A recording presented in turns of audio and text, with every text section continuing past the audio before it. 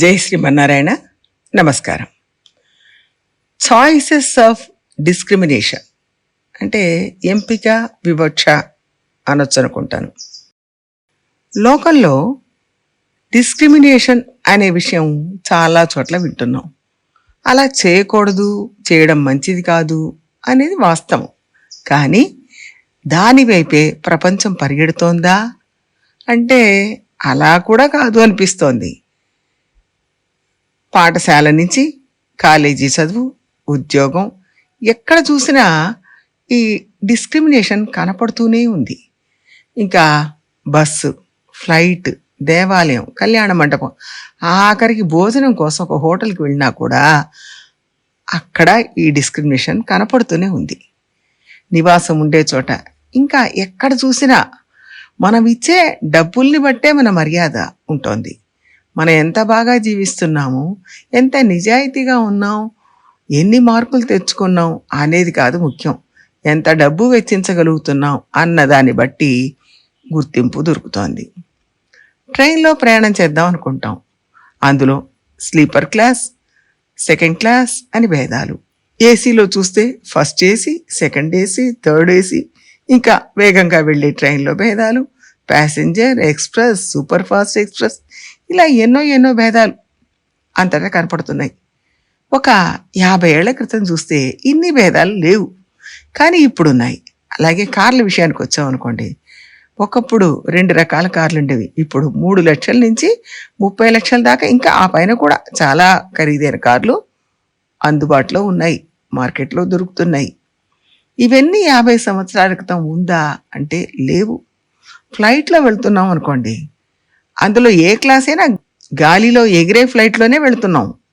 కానీ కాళ్ళు ఇరికిచ్చుకొని ఇరుగ్గా కూర్చుంటే ఒక రేటు, కొంచెం కాళ్ళు చాపి కూర్చోవడానికి ఒక రేటు, దాదాపు పడుకున్నట్టుగా వెళ్ళడానికి ఇంకొక రేటు ఉంటాయి. ఇంకా ట్రైన్లో కానీ ఫ్లైట్లో కానీ సాధారణ సీట్ల నుంచి స్పెషల్ సీట్లకు మధ్యన ఆ రెంటిని వేరు చేస్తూ ఒక తలుపు ఉంటుంది. వీటి నుంచి అవతలకి వెళ్ళడానికి వీలు లేకుండా ఏర్పాటు అన్నమాట. అందుకని మధ్యన తలుపులు తీయమని నేనేం అంటలేదు, కానీ అసలు ఇన్ని రకాల డిస్క్రిమినేషన్స్ ఎలా వచ్చాయి, ఎక్కడి నుంచి వచ్చింది ఇదంతా? డిస్క్రిమినేషన్స్ ఉండొద్దు, అందరూ సమానంగా ఉండాలి అని గొడవ ఎక్కువ అవుతున్న కొద్దీ, ఉద్యమాలు పెరుగుతున్న కొద్దీ తేడాలు కూడా ఎక్కువ అవుతున్నాయి. ఇవాళ అన్నిట్లోనూ మార్పు వచ్చింది. 40 ఏళ్ల క్రితం 2 రకాల కార్లు మాత్రం ఉండేవి. ఎవరైనా వాటిల్లోనే వెళ్ళేవారు. ఇప్పుడు మనిషికి తగ్గట్టుగా, హోదాకు తగ్గట్టుగా, అంతస్తుకు తగ్గట్టుగా ఎన్నో తేడాలతో ఎన్నో రకాల కార్లు మార్కెట్లో అందుబాటులో ఉన్నాయి. ఇదంతా బాగానే ఉంది, కానీ దాని ఫలితం ఏమిటి అంటే ప్రతి వాళ్ళు తనకంటే పై స్థాయిని అందుకోవాలి అని ప్రయత్నం చేస్తారు. ఆ స్థాయిని అందుకున్నాక అక్కడితో తృప్తి పడక ఆ పై స్థాయిని అందుకోవాలి అని కోరుకుంటారు. Market economy, globalisation, global market, ఆర్థిక అభివృద్ధి, విస్తరణ, ఇవన్నీ చాలా అవసరం, కానీ అవన్నీ ఓ మేరకు ఉండాలి. అవసరాన్ని మించి ఉంటే పోటీ పెరుగుతుంది. ఒకే ఉపయోగానికి అనేక వస్తువులు, అనేక చాయిస్లు మార్కెట్లో ఉన్నాయి. కాబట్టి ప్రతి వాళ్ళు తమ స్థాయి కంటే పై స్థాయిలో ఉండే వస్తువుల్నే కొనాలని, ఇంకా పైకి వెళ్ళాలని ప్రయత్నం చేస్తారు. దానికి తగినంత డబ్బు సంపాదించడం కోసం ఎక్కువ సమయం కష్టపడి పనిచేస్తారు. కుటుంబాన్ని కూడా పట్టించుకోరు. కేవలం ఉన్నత ఆర్థిక స్థాయి చేరుకోవడమే లక్ష్యంగా పరుగులు తీస్తూ ఆఖరికి కుటుంబంతో సంబంధం లేకుండా మెకానికల్గా జీవితాన్ని గడిపేస్తున్నారు. కానీ మన దేశం యొక్క లక్షణం, మన దేశంలో తత్వం ఏంటంటే కుటుంబంగా ఉండాలి, కుటుంబం ఐక్యంగా ఉండాలి, అందరూ తృప్తిగా బతకాలి, భక్తి కలిగి జీవించాలి, మంచిగా జీవించాలి, కొంచెం రేపటి అవసరాల కోసం దాచుకోవాలి. ఇది మన జీవన విధానం. కానీ ఇవాళ వాళ్ళు ఎన్నో వస్తువులు, మళ్ళీ ఒక్కొక్క దాంట్లో ఎన్నో చాయిస్లు మార్కెట్లో రిలీజ్ చేస్తున్నారు. ఈ రోజుల్లో చూడండి ఎన్ని రకాల వస్తువులు దొరుకుతున్నాయో అంటారు. వాస్తవానికి అదే చాలా ప్రమాదం. అన్నీ కొనాలనిపిస్తుంది. కొనడం వల్ల అన్నీ ఉపయోగపడతాయా ఏమో చెప్పలేము. కొన్ని ఉపయోగపడవచ్చు, కొన్ని ఉపయోగపడకపోవచ్చు. అవి కొనడం కోసం చాలా డబ్బు ఖర్చు పెట్టాలి. అవన్నీ కొనొద్దు, వాటి మోహంలో పడొద్దు అని పిల్లలకు నేర్పించాలి. ఒకప్పుడు 2 వస్తువులు ఉండేవి. అంటే అవకాశాలు తక్కువగా ఉన్నప్పుడు అవే వాడుకునేవాళ్ళు. ఇప్పుడు ఇన్ని రకాలు వచ్చే వరకు వాటి కోసం పరుగులు తీయడం ఎక్కువైంది. అప్పుడు అందుబాటులో ఉన్న 2 కోసం ఆశపడకు, వైరాగ్యంగా ఉండు అని పెద్దవాళ్ళు నేర్పించారు. ఇప్పుడు 20 రకాల కోసం ఆశపడకు అని నేర్పించాల్సిన పరిస్థితి.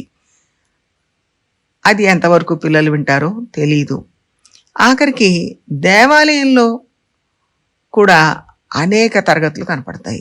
దర్శనానికి వెళ్ళామనుకోండి, మధ్యలో ఎన్ని అడ్డంకులు. 500 వస్తే 500 టికెట్ కొంటే ఇక్కడ నిలబడండి, 300 అయితే ఇక్కడ, 200 అయితే ఇక్కడ, 100 అయితే అక్కడ, ధర్మదర్శనం అయితే ఫలానా చోట నిలబడండి అంటారు. పిల్లలను చేర్పించడానికి స్కూల్కి వెళ్ళామనుకోండి, టాప్ ర్యాంక్ కౌన్సిలింగ్కి ఒక చోట, మధ్యమ స్థాయిలో ఉన్న వాళ్లకు ఇంకొక చోట వెళ్ళి కూర్చోవాలి. ఇన్ని మార్కులు ఉంటేనే ఇక్కడ చదవండి అంటారు. అంటే 10th కానీ 12th కానీ కొంచెం మామూలుగా చదివితే మంచి కాలేజీలో చదువు దొరకదు. వాళ్ళ జీవితం ఎలా గడిచిపోవాల్సిందే. పరిస్థితులు ఇలా ఉండగా ఈ డిస్క్రిమినేషన్ గురించి మనం ఎందుకు మాట్లాడుతున్నాం? దీనివల్ల ప్రయోజనం ఏమిటి? వీటిల్లో దేనిని మనం సరిచేయకుండా కేవలం మాట్లాడడం వల్ల ప్రయోజనం ఏముంటుంది? ఇవన్నీ సరిచేస్తే కదా అందరికీ అన్ని అవకాశాలు దొరుకుతాయి. వీటి గురించి మాట్లాడకుండా మార్కెట్ ఎకానమీ పెరుగుతోంది అని ప్రజల్లో ఒక గందరగోళాన్ని సృష్టిస్తున్నారు. ఇంకా ఇంకా భేదాలు, అప్పర్ క్లాస్, ఆ పైన క్లాస్ అనుకుంటూ క్లాసిఫికేషన్ నడుస్తూ ఉంది. అంటే ఒకదానికొకటి పరస్పరం వ్యతిరేక భావాలుగా కనపడుతున్నాయి.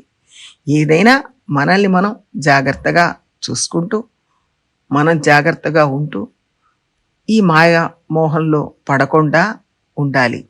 మనకు కావాల్సిందేదో మనం చూసుకుంటూ, అత్యాశకు పోకుండా భక్తితో జీవించడానికి ప్రయత్నం చేయాలి. జై శ్రీమన్నారాయణ.